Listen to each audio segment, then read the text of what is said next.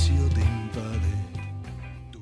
Bienvenidos a Tinta de Escritores, espacio que se transmite habitualmente desde la librería y centro cultural Mundos Invisibles. Mi nombre es Daniel Fernández Corch y quien me acompaña es Graciela Mila, la archiconocida fotógrafa premiada, multipremiada en el mundo este último año y escritora. Que vamos a conversar sobre fotografía y al final vamos a tocar el libro que ha publicado, que es Cosmopolita.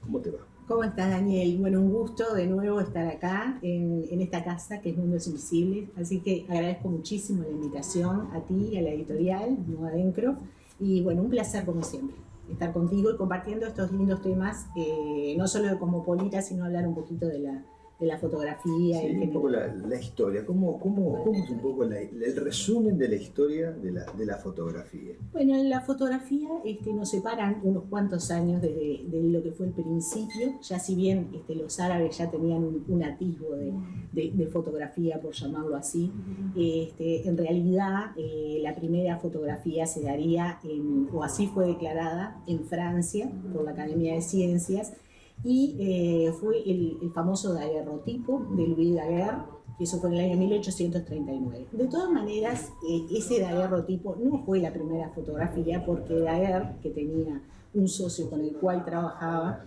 y que usufructuó un poco de las investigaciones que había hecho Nips, que era su socio, podríamos decir que fue el inventor realmente de la primera cámara y el que tomó la primera fotografía que está hoy en el Museo de la Fotografía de París. Esa fotografía del jardín de la casa de Nips, que la tomó él. Y Daguerre, bueno, tomó esas experiencias para continuar la investigación. Y de todas maneras, eso fue muy, vamos a decir, la fotografía muy precaria, la primera fotografía, pero concomitantemente en Inglaterra, Henry Talbot ya estaba experimentando con eso y ya no utilizaba las famosas placas de plata que utilizaba Daguerre, sino que utilizó por primera vez el papel en la fotografía, y eso permitió que fueran los primeros negativos, hizo posible que la fotografía se pudiera reproducir y se pudieran hacer copias de una misma imagen, ¿no? Que yo creo que fue un paso gigante en la fotografía. Bueno, así comenzamos esa historia. Y lo de cámara, la cámara oscura es anterior. La cámara oscura es el primer intento que hubo, y ahí sí volvemos a lo del principio. Ya los árabes tenían una especie de cámara oscura que no es más que nada que una caja donde tiene en uno de los lados un orificio, y sí a través de un proceso químico que se daba, bueno, en las épocas antiguas a través del betún de Judea, y se imprimía en una de las paredes de la caja en una placa de plata. Eso fue el primer intento. Que existe hoy en día, incluso se hacen experiencias hoy en día con la cámara oscura, porque es una cosa interesante de hacer. Y después, bueno, siglo XIX, ya tenemos la famosa cámara del paño negro, donde el fotógrafo se cubría la cabeza con aquel paño, que generalmente estaban en las plazas o en los lugares así, y la gente, las familias, por lo general iban a retratarse en esas fotografías que eran al magnesio. O sea, de ahí la famosa frase de hacerse un retrato al magnesio, que también, digo, esas eran las primeras cámaras, porque en realidad las primeras cámaras que se fabricaron fueron profesionales, o sea, no tenía acceso común de la gente. ¿Y el calotipo era un procedimiento? El calotipo fue justamente esto de Henry Talbot de Inglaterra, que permitió la impresión en papel. Ese fue el primer calotipo, bueno, y ahí surgió el famoso negativo. Eso le permitió, claro, imprimir en serie. Imprimir en serie, ahí está. Y el hecho de poder reproducir una imagen, ¿no? Que lo otro quedaba la imagen solamente. Sí, creo que eso fue un gran avance. Y fue con muy poquito tiempo de diferencia con lo que sucedió en Francia. O sea que estaban ahí parejos en sus estudios de fotografía. ¿Qué otros grandes escritores en el mundo podemos mencionar? Y nosotros, fotógrafos, ha habido fotógrafos increíbles, sobre todo en el siglo XIX y en el siglo XX, ya para retrotraernos un poco más a esta época. Y bueno, tenemos varios, por nombrar alguno nada más, pero tenemos por ejemplo Ansel Adams, que fue un paisajista increíble, americano, porque la mayoría han estado en Estados Unidos, quizás un poco porque la tecnología de las cámaras se desarrolló más que nada ahí. Ansel Adams fue un pionero en ese tipo de fotografía y además en el tener en cuenta la parte artística, un poco la composición de la fotografía. Bueno, después tenemos a un ídolo que es Henri Cartier-Bresson, que es mi ídolo porque él hacía fundamentalmente fotografía de calle y retrato urbano, y es una fotografía estupenda, mayormente en blanco y negro. Y esa fotografía se ve hoy en día, o sea, en los museos, en los libros, encontramos fotografías de estos grandes y las vamos a seguir encontrando porque son obras de arte verdaderas. ¿Y qué me decís de nuestro fotógrafo más conocido de aquella época, ¿no? Al principio, que era Alfredo Testoni? Bueno, Testoni fue un pionero acá en Uruguay, sí, seguramente de los más grandes. Testoni, y había otro fotógrafo que fue contemporáneo de Testoni, de la cual la gente no habla tanto, que fue Rosten.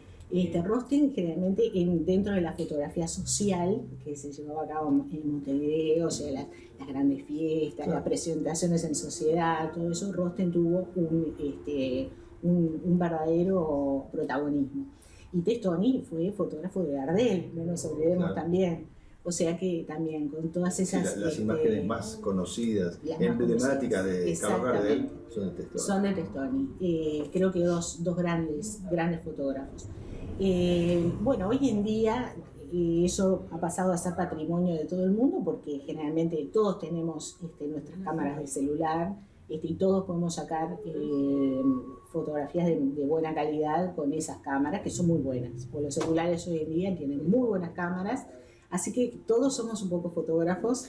Sí. Y está muy bueno eso. Ahora, me hacías pensar lo siguiente, porque vamos a ir relacionando todo esto a la literatura, ¿no? Cómo las personas, ¿no? En 1800, principios de 1900, cuando el papel era otro y aquel color sepia que, sí, claro, que conocemos,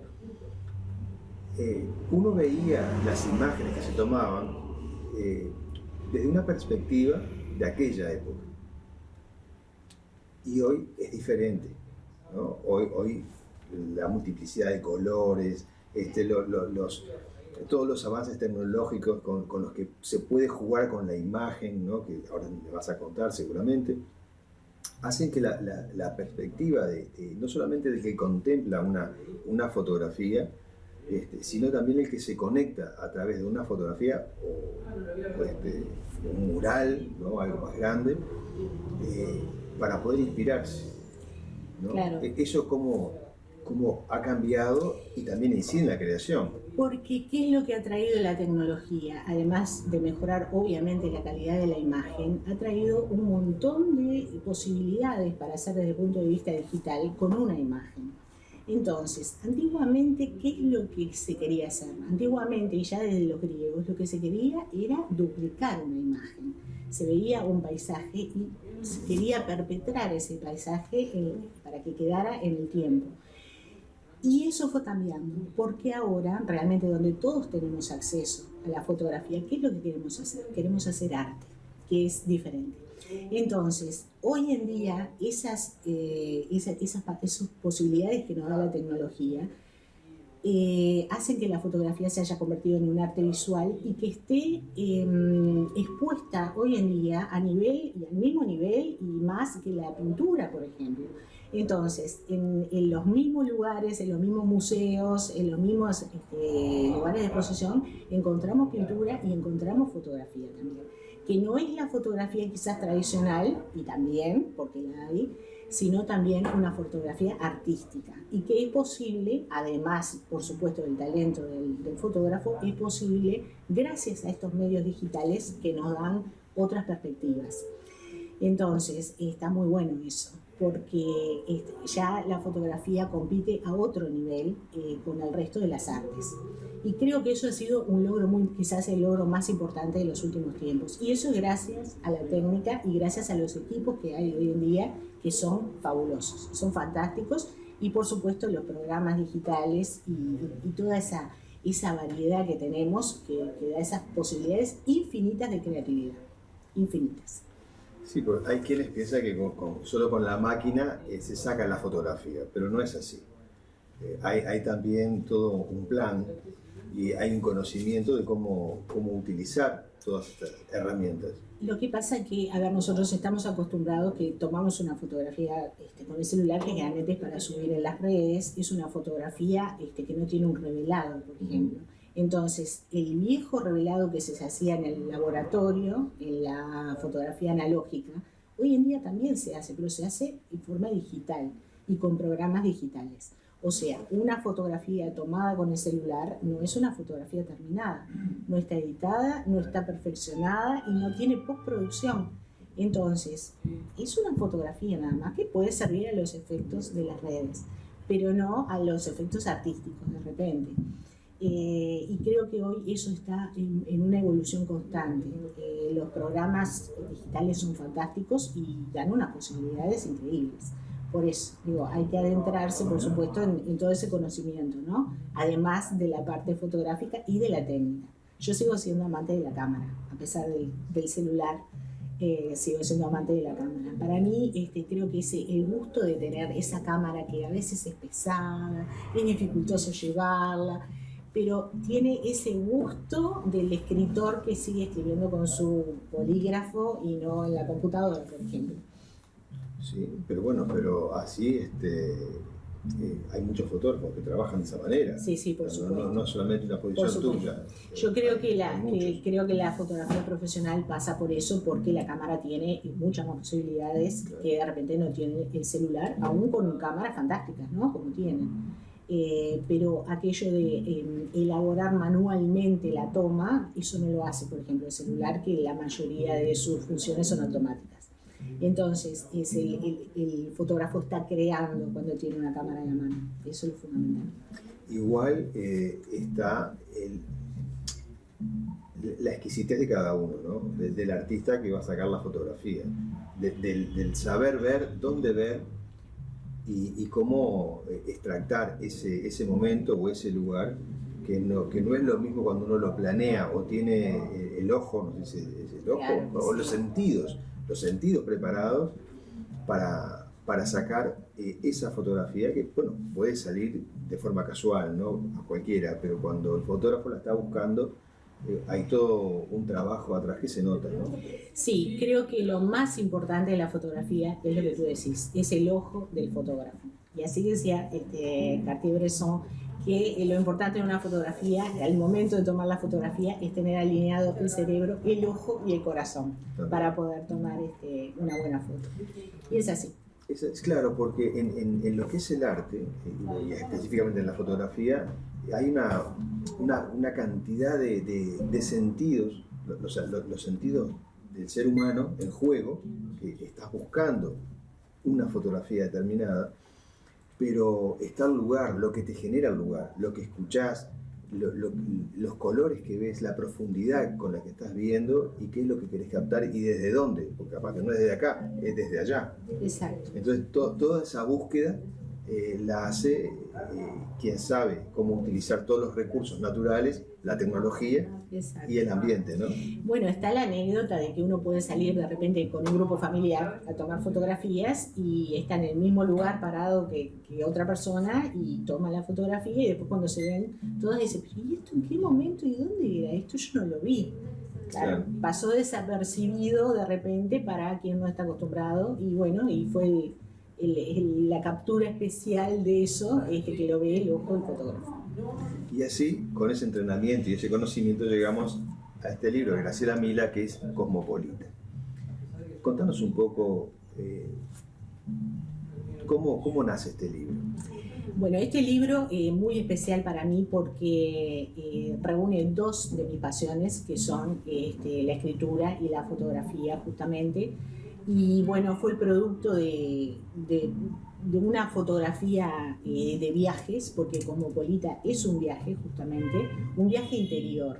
Pero también en la fotografía mostramos un viaje especialmente por lugares de Europa. donde el lector va viviendo determinados sentimientos, determinadas experiencias que se van hilando con un relato que es una prosa poética. Y bueno, nos hacen recorrer distintos lugares y distintas temáticas también, porque hay diferentes temáticas en Cosmopolita. Que es un libro que es para, obviamente, dedicado a todo público, pero tiene algún tema un poco especial, como la mitología, algún tema mitológico, algún tema un poco más de espiritualidad, sin caer ni en religión ni en ningún tipo de esas cosas, pero sí en algún tema que va más con la espiritualidad que con lo material. Acá, por ejemplo, te refieres a la Toscana, y si bien es prosa poética lo que está aquí escrito, las fotografías que la acompañan, el famoso motorino, y los viñedos en la Toscana, un lugar muy particular, que bueno, quien lo conoce, quien haya viajado a Italia, sabe de lo que estamos hablando, y quien no lo descubre, porque sí, exacto, la prosa poética y este tipo de fotografías te permiten hacer ese viaje, ¿no? Exactamente. Es así. Que era un poco la intención.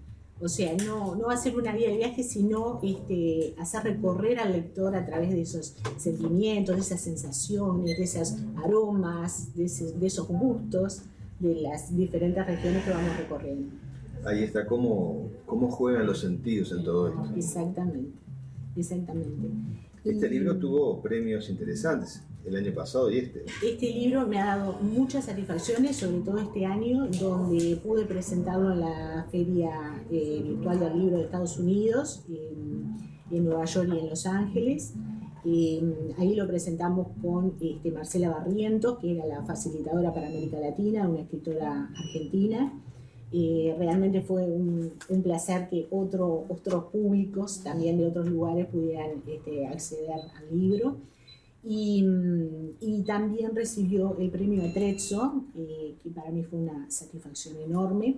La Fundación Cultural Atrezzo tiene su sede para América Latina en Buenos Aires y para Europa en Italia y en Alemania. Bueno, y realmente fue una sorpresa enorme, además que valoraran con una calificación muy alta a Cosmopolita, y fue un premio que no lo esperaba tampoco. Así que bueno, muy merecido.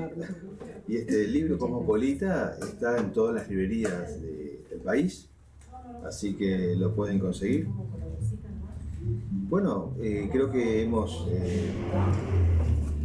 escuchado todo lo que había que saber sobre fotografía y cómo se conecta con este maravilloso libro en el que se demuestra toda la técnica que nos has contado de aquí. Y además es un libro que también tiene su mensaje, porque bueno, a través de sus páginas podemos, los escritores, como a través de nuestra pluma, tanto en Cosmopolita como en todo lo que escribimos, tratar de llevar un mensaje al lector, y en este caso también el mensaje va para los escritores jóvenes, para que cuiden su pluma y traten de hacer a través de ella un mundo un poquito mejor todos los días. Y es así, porque desde 1876 hasta la fecha la fotografía ha cambiado. Exacto. Pero junto con la fotografía y los cambios tecnológicos ha cambiado la forma de ver el mundo de todos. Que no es lo mismo verlo en sepia que verlo en color, o verlo en estos colores, o verlo con estas técnicas. Y así es como vemos el mundo nosotros, de esa manera. Exactamente. Graciela, ha sido un placer tenerte hoy aquí con nosotros de vuelta en Tinta de Escritores, y seguramente vamos a seguir conversando sobre Cosmopolita y quizá alguna otra publicación que pueda haber en el futuro. ¿Por qué no? Que ya hay algo planeado. Daniel, gracias. Un gusto enorme y muchísimas gracias por la invitación. Amigos, espero que hayan disfrutado, así como lo hice yo, de este encuentro con Graciela Mila y su libro Cosmopolita. Nos vemos en la próxima entrega. Adiós.